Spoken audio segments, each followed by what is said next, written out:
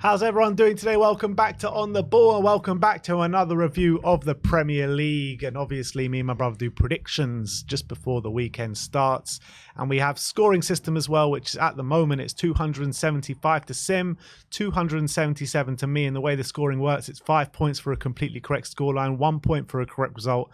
And the star man at the end of the episode, once you pick that man, you can't pick them again. And it's 5 points for a goal, 2 points for an assist. And let's get into the weekend's action. It was goals this weekend in the Premier League. I think it's the most goals out of any weekend in the Premier League so far this season. But we'll start off at Goodison Park. Second ever? Yeah. Really? Wow. Didn't realise it was that many goals. Yeah. But look, let's start off at Goodison Park, 2-2. Sim went for 1-1. I went for 2-1 to Spurs. I mean, it was very close to my result, but at the end of the day, Sim does get a point on the board for this one. I think Everton just kind of got what you expected from Everton. Really dangerous from set pieces, really aggressive, particularly in the midfield.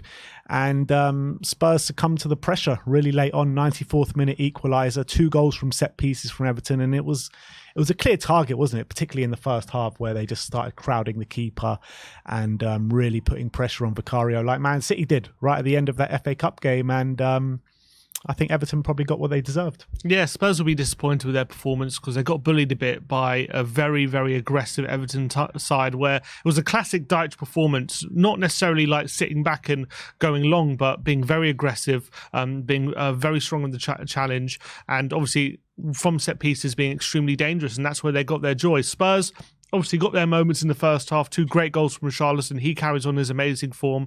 But Everton hung in there and they never kind of were out the game. Second half, Spurs did take control a bit, but they weren't able to kill off the game. And in the Premier League, you always get punished for that. And then Everton, right at the end, got that set piece and they equalised. And they'll feel like they definitely deserve the point. Spurs will feel like definitely 2 points dropped, considering it was so close to the end that they were 2-1 up. So really, really disappointing from Spurs' point of view. Really good point for Everton from their point of view.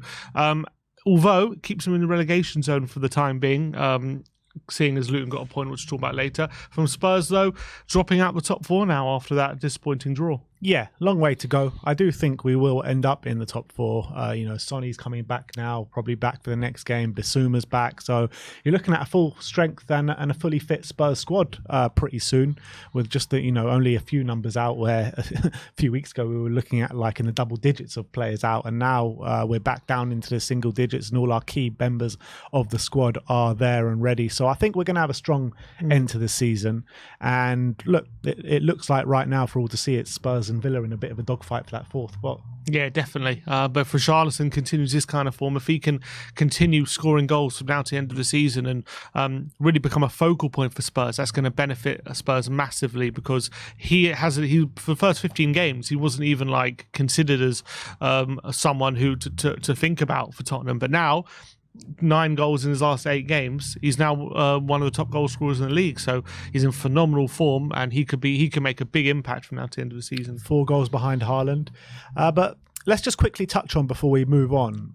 Is there something to worry about at the moment with Vicario? Because, the last 2 games, well, not the last 2 games, but the Man City game and this game against Everton, it was something clearly the opposition were targeting through set pieces. Yeah, I don't think it's Vicario specific. I think it's teams are being clever with how they're positioning. Look, we've seen it before. It wasn't just Vicario. We saw it at Burnley. We saw Liverpool concede a goal like that, although it was chalked off, but it was maybe shouldn't have been chalked off.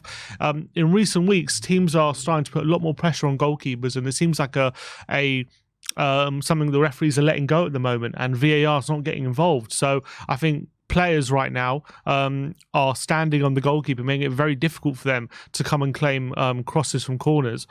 And the referees are letting it go. So I don't think it's Vicario specific, but it's definitely something we need to address, because we're allowing Vicario to come under pressure, and we need to help him. We need our defenders to be strong and not allow our opposition players to bully our goalkeeper. And I think for sure it's something to look at. I don't think it's Vicario specific though. It did get a lot better in the second half though, didn't it? I think Vicario was a lot better and a lot stronger from those corners, where in the first half, I said to the guy next to me at the game, like, it feels like every corner's a penalty. penalty at the moment. That's how bad it was getting.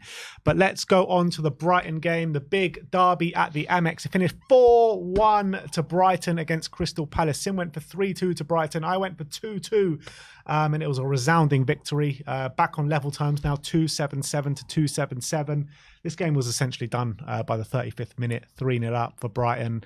And causing a lot more problems for Roy Hodgson, which could be his last game. Maybe one more game in there for Roy, but it does seem that he's on his last legs, and it all culminated in it bringing on Michael Olise at half-time. 10 minutes later, him getting taken off, and it looks like he's out for a sustainable amount of time. Yeah, and this classic Palace, no Eze and Olise, no party, basically, for Crystal Palace. They seem to have absolutely no threat whenever they don't have those two players on the pitch. And they're 3-0 down inside 35 minutes in this game, and it was one-way traffic. Brighton were opening them up at ease.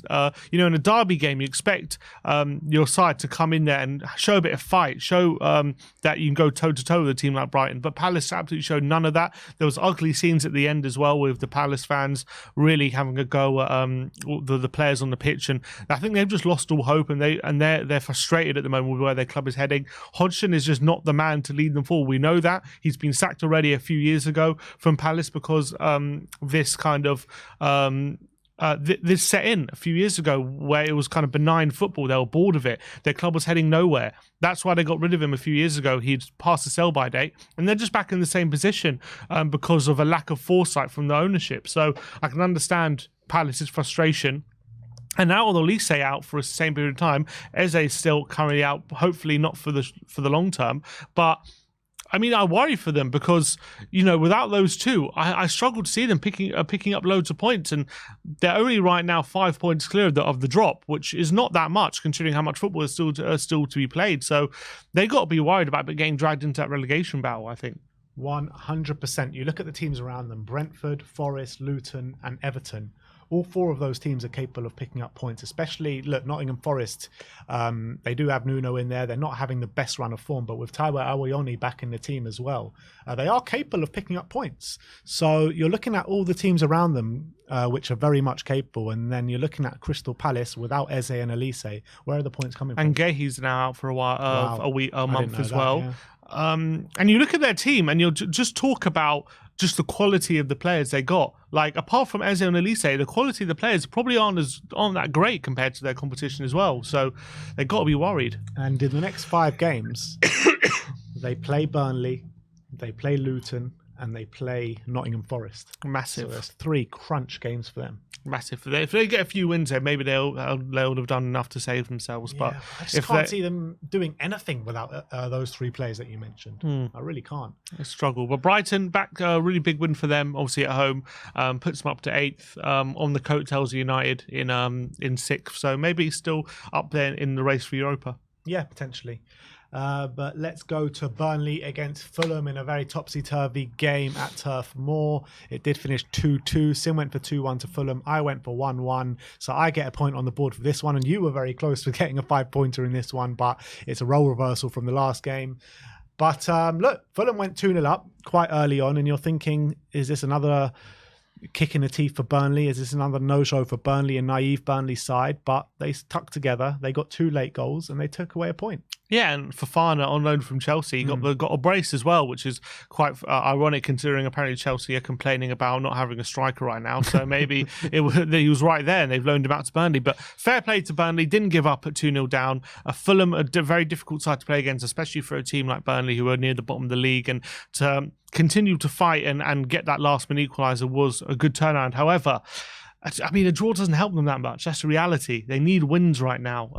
A point here and there is only going to basically kick the problems down the road. They need to be picking up wins. And being 2-0 down at home to Fulham is not good enough when, look, we're in the second half of the season now. There's no excuses. You need, if you're going to stay in this league, you need to be showing that you're of the required standard. And at the moment, a draw at home to Fulham is not going to help them. That still leaves them at the moment 7 points now behind Luton, and Luton have a game in hand. So I think at the moment, the writing's on the wall. Unless they start picking up wins soon, the writing's on the wall for Burnley. I think it's already on the wall. When you're looking at 13 points picked up all season, it's nowhere near good enough. And that goes for Sheffield United, who are even worse, which we'll get onto a bit later in the episode. But I do kind of feel like Burnley and Sheffield United are already down. Like, I can't see them salvaging anything. Look, you never know if one of them goes on a good run of point. I think, but if anyone's going to do it, it will be Burnley. But again, they haven't shown the ability to do that so far. So there's no real belief that they're gonna go on a crazy run at some point. Look, you've seen it before. Teams can just go on put 3 or 4 wins together, and all of a sudden they're in a good position. But I've just got no belief Burnley are going to be able to do it at this point. And look, they'll take heart that they didn't give up and they showed fight, but it's just at the end of the day, it draws a bad result. Let's go to St James's Park, and what a game of football this was. 4-4 Newcastle against Luton Town. Sim went for 2-0. I went for 3-1, both to Newcastle, and they will be absolutely kicking themselves that they didn't get a win in this game at home to Luton. You would expect them to win, but you got to give so much credit to Luton, and specifically Ross Barkley, who was incredible in this game, once again pulling through for Luton with a goal and an assist. They just have that never say die attitude, Luton, don't they? Then they don't ever know when they're beaten, and away, where they haven't been at their best probably this season, where they've been really good at home, is really impressive to go to St James's Park and, keep plugging away and stay in the game. Well, they were 4-2 up in this game. 4-2 up, sorry, so but yeah. They'll feel disappointed that they couldn't hang on to that lead and ended up giving up. But they, first half was crazy. They went behind twice. They came back twice. Again, as you say, showing that those mental characteristics that they can continue to fight and not give up and actually have the quality to get back in the game against a good team like Newcastle. And as you say, Ross Barkley, what a season he is having. Unbelievable. I mean, honestly, this might sound crazy, but if he continues this kind of form from now to the end of the season, is he in with a shout of going to the Euros? I don't see why not. He's been unbelievable. He's been better than a lot of those centre mids. Like people like Gallagher, who are going to be in the frame. People like Calvin Phillips. Like he's been so much better than both of those, in my opinion. Anyway, I know he's playing for Luton, but he's been astonishing. I know, but I'm saying he should be in the shout given his form. I don't see why not. I know because he's 29 now. Maybe he's getting on a bit. People think he's past it, but he has been incredible this season. And again, against Newcastle, he was amazing. They got themselves 4-2 up. Adebayo getting another goal. Morris there. But unfortunately, they couldn't hang on to that lead. And Trippier got a goal before. And then Harvey Barnes on his return, getting on the score sheet, which was a welcome return for him because he's been out for 4 months and he's a player they signed for big money in the summer. So they're going to need him to return to form, especially with maybe injuries to Wilson and Isaac. I think Wilson actually came on in this game. Oh, Gordon went off injured, which was a massive shame for them. But great point for Luton at the end of the day-ish, because 4-2 up, is it a great point when you're 4-2 up and you don't get it? Maybe not, but away Newcastle, wouldn't have expected anything. So overall, it's a good point. Newcastle, from their point of view, this season is badly slipping away from them. I mean, any thought of, I think, top 4 now is definitely gone. They're 12 points away from that. But still, maybe Europa League's open for them. They're 5 points behind United in 6, so they've just got to concentrate on trying to get in that final Europa League spot. That'll be a big disappointment after last season, getting in the top 4 and signing so many players in the summer. You would have thought they would push on, but hasn't quite happened for them. But for Luton, they're now outside the bottom 3, a point ahead of Everton, who are in 18th, and a game in hand as well. So if they win that game in hand, they're actually going to 15th, which is crazy to think about. Brentford also have a game in hand, but it's against Man City. I believe Luton's game in hand is against Bournemouth. So, it's incredible to think about. They could be in that position if they win their game in hand. Rob Edwards done such a sensational job this season with Luton because, you look at the beginning stages of the season when they were getting battered week in, week out. We were sitting here saying, are they going to get the least amount of points in Premier League history? And look how he's turned it around when they've got a really good chance of staying in this league this season. Mm-hmm. So you've got to give so much credit to Rob Edwards and the job he's done. But let's talk about Eddie Howe. If they don't make Europa League football this season, is his job under threat? I think there's got to be. Look, we don't know how these new owners are going to react because we haven't seen them sack a manager before or when a manager's been under pressure, because ever since they've come in, it's pretty much been an upward trajectory up until now. So it will be interesting to see if they miss out on Europe completely. Will Howe be let go, or will they give him up time to kind of... because this season's been very difficult, injuries, all this kind of stuff, but a lot of teams have had those injury problems, so you can't fully put it down to that. So I do think it's under pressure. I don't know if they'll sack him. I'm unsure. I think they'll probably not sack him. I reckon they're going to give him time. But look, we don't really know what these owners are like, so they could very easily sack him. I kind of feel like they will stick with him, and also, like, if they were to qualify for the Conference League this season, when you look at what Newcastle have been like for the past 10 years in the Premier League, obviously they got Champions League last year, which I think was an overperformance and also a drop-off from other teams. So now maybe they are reverting a bit to what their level is. I think their level is above what they're showing right now. But if they do finish in the Conference League, is that not a really good opportunity for Newcastle to win a European tournament? And they've got to see it that way for sure. I know it'll be a bit disappointing having been back in the Champions League, but I agree with you. I think they've been very, very much a mid-table side, and got relegated even not that long ago. So I agree. They should look at it as a real opportunity to get a trophy. Let's go on to Sheffield United against Aston Villa. Sim went for 2-2. I went for 2-1. 2-2. You went for a draw in this game, but it was an absolute battering. This game was game over from 20 minutes in or something like that. 3-0, 4-0 at half-time with a really good goal from Yuri Tielemans. I was expecting a lot more goals in that second half, but it didn't come. It did end up finishing 5-0. Ollie Watkins putting in an absolutely brilliant performance, 3 assists and a goal. And Sheffield United just couldn't deal with Aston Villa by any stretch of the imagination in this game. And I think we spoke about Burnley being the writing on the wall for them. The writing most definitely is on the wall for Sheffield United. No, change of manager has not helped whatsoever. Not on results-wise. I thought performances before this game were improving slightly, but obviously they did lose 8-0 at home to Newcastle near the beginning of the season, and now this could have easily been an 8-0 if Villa didn't take their foot off the gas in the second half, which they did. I think it was 4-0 at half-time, and I don't know if it was mercy or they maybe just relaxed for the second half, but they completely their foot off the gas, and it was kind of like, let's just see out this game with no injuries, don't have to exert too much on the game. And look, they came away with the final 5-0 victory. It was so easy for them. I thought Sheffield United, pride themselves on being a bit solid defensively, kind of hard to break down, but Villa found it so easy to just slice through them time and time again. Watkins, Leon Bailey just causing absolute havoc in that forward line. Douglas Luiz playing beautiful passes in behind as well. And it was easy. Sheffield United had absolutely no answer, and it was, from their point of view, showed a real lack of fight. Very disappointing for them, how they reacted to this game. And Villa, a really big win, and they needed a big confident performance after the recent form they've been on, because they've been slacking a bit. One win in the 5 before this game, so they'll really welcome a big performance with loads of goals as well, and they'll think it puts them back on track. It puts them back in the top 4. Good away from home win as well. But I agree. I think Sheffield United's, they're down at this point. I can't see them mustering anything. Well, we're into the second half of the season. They've got 10 points all season. A joke, to be honest, for Sheffield United. But look, you're talking about them priding themselves on being tough to beat, Sheffield United, but they have this capitulation in them, don't they? Like you mentioned, 8-0 earlier on the season, 5-0, and both at home. 59 goals conceded. It's actually crazy. Yeah. That's mad. That's terrible. That's crazy. It's terrible. You've got much better teams in the Championship right now than what Sheffield United and Burnley are showing, in my opinion. 59. That's nuts. Like, you're looking at like Leeds and Leicester. They're better teams than Sheffield United and Burnley. They're like, that's nearly 3 goals a game on average. Yeah, that's crazy. Disgraceful. That's crazy. Let's go on to the Sunday games. Bournemouth 1, Nottingham Forest 1. Sim went for 2-1. I went for 3-1, both to Bournemouth. But they'll be really disappointed that they didn't get 3 points in this game. Yeah, at home to Nottingham Forest. They took the game to them, and they thought, I think they did. They went 1-0 up, didn't they? And they're thinking they're on for a good thing. But Clivert.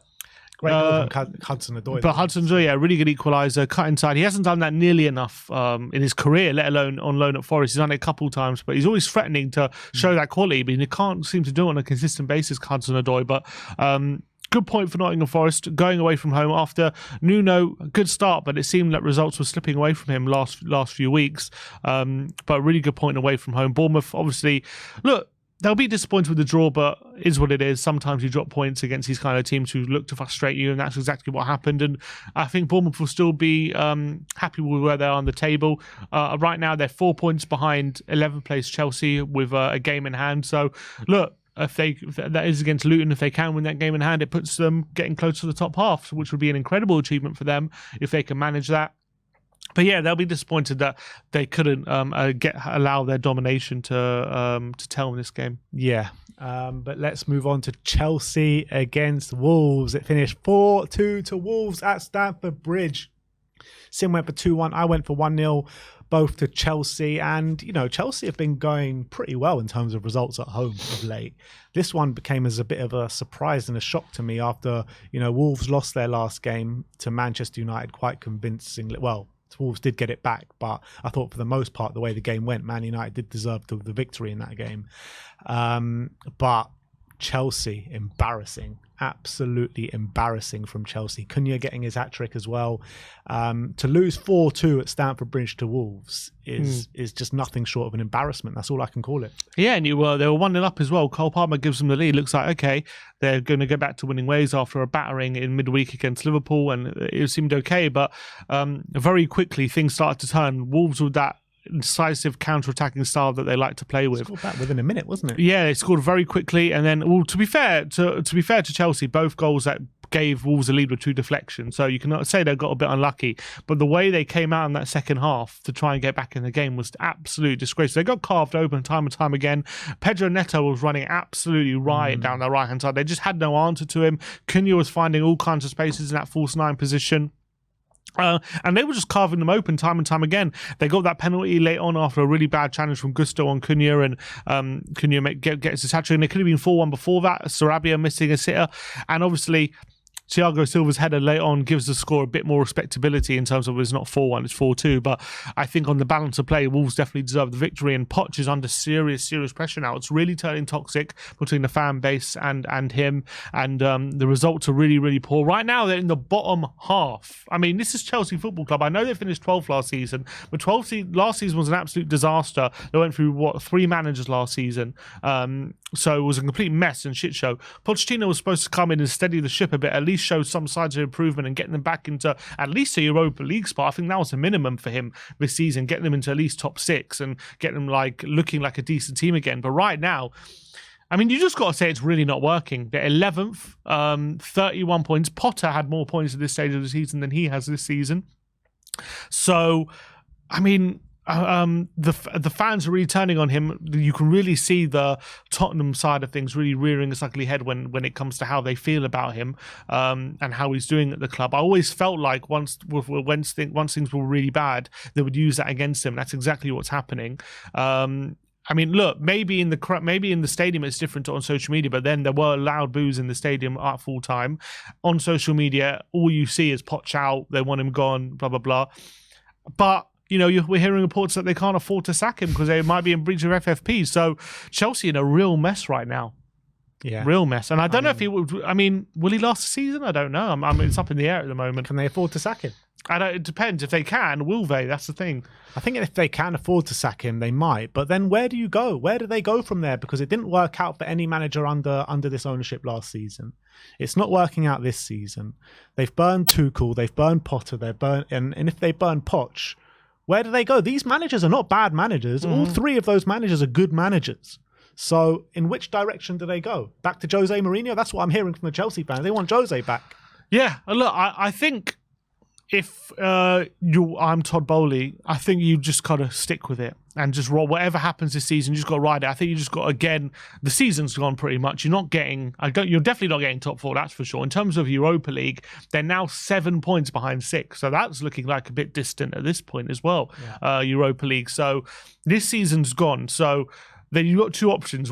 So option 1 is you sack Pochettino, you bring in another interim manager to try and see out from now to the rest of the season and try and get a bounce in results and try and snatch even a Conference League spot, I guess you're looking at this point. Or do you stick with Pochettino, you allow him more time, and you bank on the fact that maybe he sets foundations for next season, which you can build upon. And I think that would be the smarter option, in my opinion, just because the season's gone now. There's no, if you're getting an interim manager, you're just wasting more time and kicking the can down the road. You might as well see if Poch can build something from now to the end of the season, set foundations forward. And if he can't, then at the end of the season, you sack him and bring someone in. But if you sack him now and bring an interim manager in, then you're not setting anything up. Because you're going to kick that.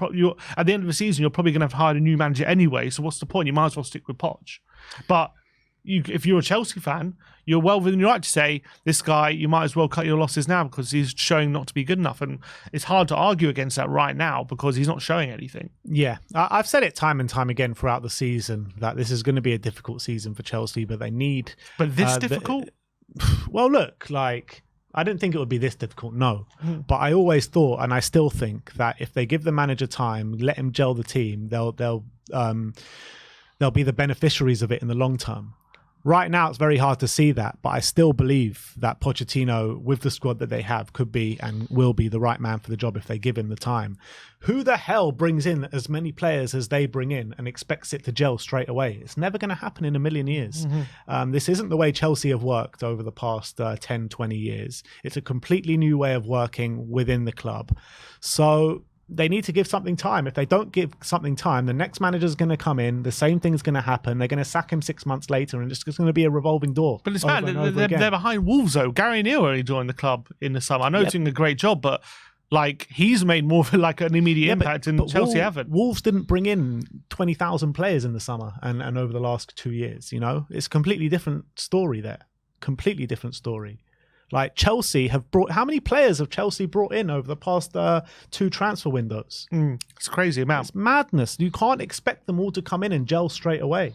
Yeah, but I think at the moment it's really up in the air. It's a coin toss whether he's going to last the season at this point. And I think it's all going to come down to if they can afford it or not. And the reports at the moment are he still retains the support, but with every bad result, the pressure is going to keep building and building, and you're going to get more and more reports of players unhappy and all these kind of things. So the pressure is really on, and they've got the cup final coming up. So I reckon he's going to get into that cup final, whatever results happen. But if they lose that cup final, I reckon one more bad result and he could be gone. Look at this. Chelsea's next 6 games. Man City away on the weekend. Oh, wow. Okay.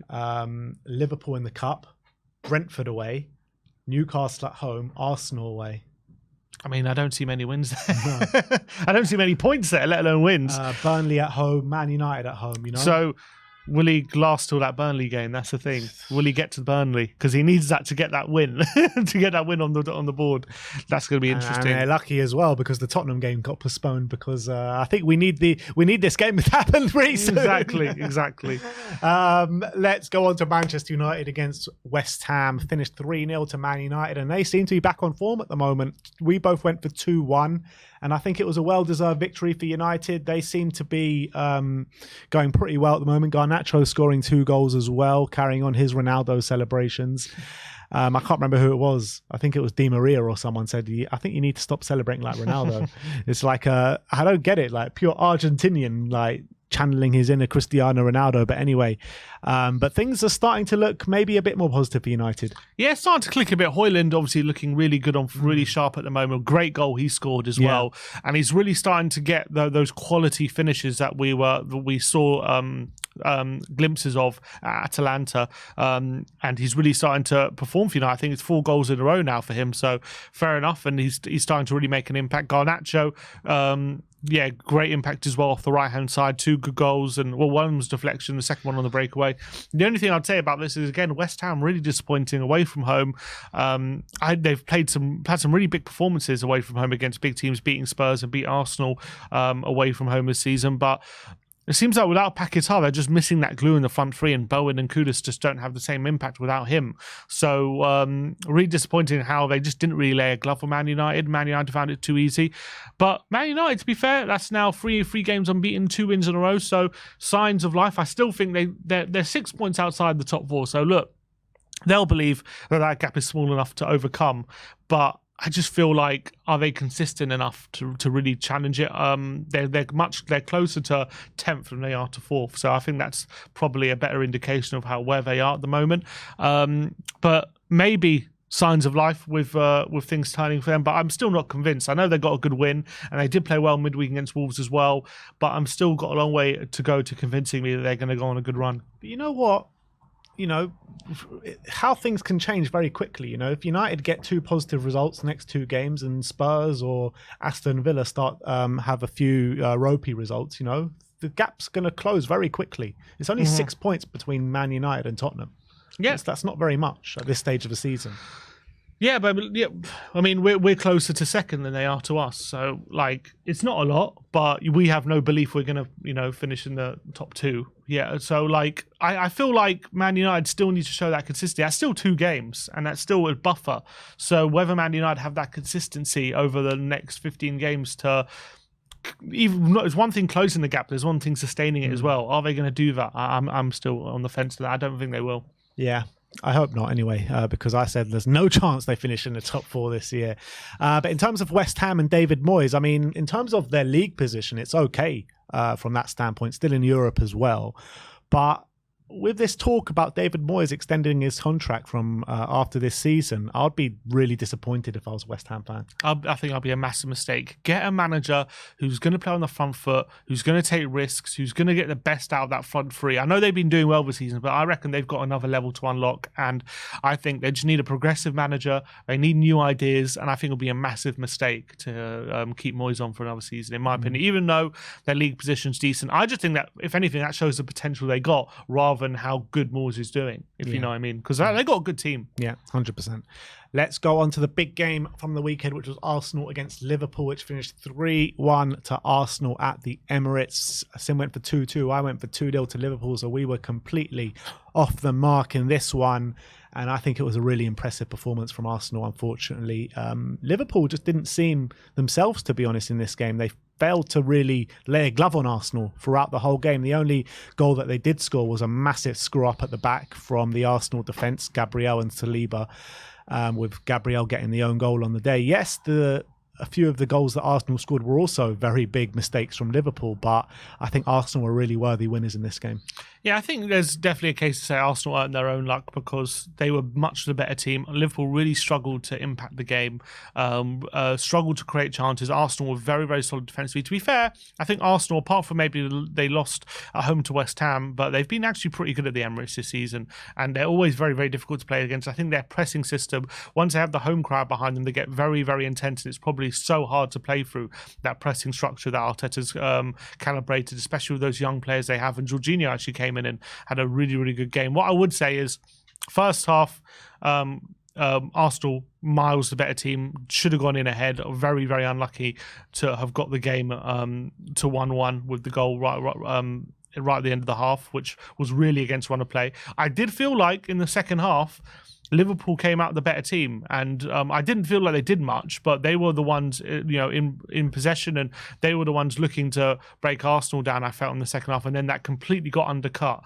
when that massive mistake from Van Dijk and Alisson, that mix up and falls to Martinelli. And then once we went to 2-1, I feel like Liverpool lost their heads a bit. Konate gets sent off, and then Trossard goes and makes it 3-1 with a bit of another lucky goal. So Arsenal well deserving of the victory. A really impressive display in what really put them back in the title race from their point of view, because that puts them level on points with Man City. City do have a game in hand, but that's 2 points off the top. So I think they needed to win this game to have that belief that they actually could be involved in a title race, and that win would definitely do that. I still have question marks more about their away performances than at home, but at home to Liverpool, who only lost 1 game before this the whole season, very impressive. Yeah, Liverpool don't like going to North London this season, that's for sure. But what is going on with Alisson in the big games this season? Had a ropey performance against Man City earlier on in the season, another ropey performance against Arsenal in this one.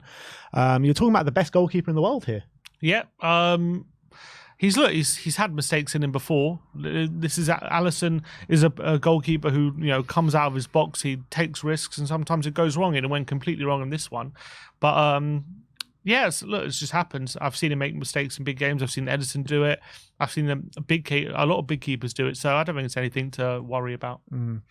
And last but not least, the Monday night football at the Brentford Community Stadium. It was Brentford 1, Manchester City 3. Sim went for 1-0 to Man City. I went for 3-1 to Man City. So I get a big fat 5-pointer to finish the episode off with. And Brentford took the lead in this one with a really strange goal. Mark Flecken with a lovely ball down the field. And it looked like it was in aiming for Ivan Toney, but he kind of like left it backed into the defender, and it fell all the way through to Neil Maupay, who was in an offside position, but obviously didn't touch Toney, so no offside could be given from the goal kick. So he finished off really well, didn't he, Neil Maupay, who's on a really rich vein of form at the moment. But I think apart from that moment, it was all one-way traffic, apart from a few breakaways for Brentford.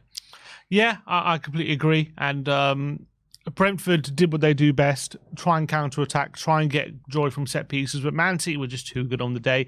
I think Flecken made, 9 saves in that first half? 10 saves, which is a record for the amount of saves. So even though they went in, they didn't go in because Foden scored on the stroke of half-time, but even though they nearly scored, they nearly went in at half-time 1-0, it wouldn't have been deserved, it would have been against run of play. So I think Man City definitely deserved to get an equaliser, and it was a Phil Foden show in that second half. 2 brilliant goals, and I thought he was a star, and De Bruyne as well, getting another assist on the board.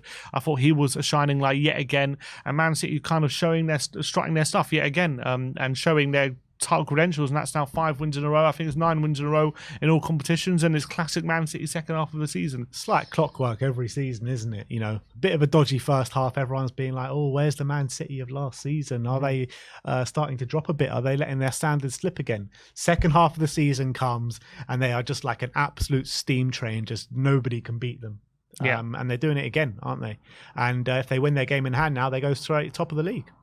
But let's move and finish off on the star men. Sim went for Anthony Gordon. I went for Dominic Solanke. No goals, no assists for either of them. I got robbed. Robbed, yeah. Robbed. Massively robbed. Sim finishes on 279. I finish on 285 in a topsy-turvy year of Predict the Prem. But thank you, everyone, for joining us today, and we'll see you next time.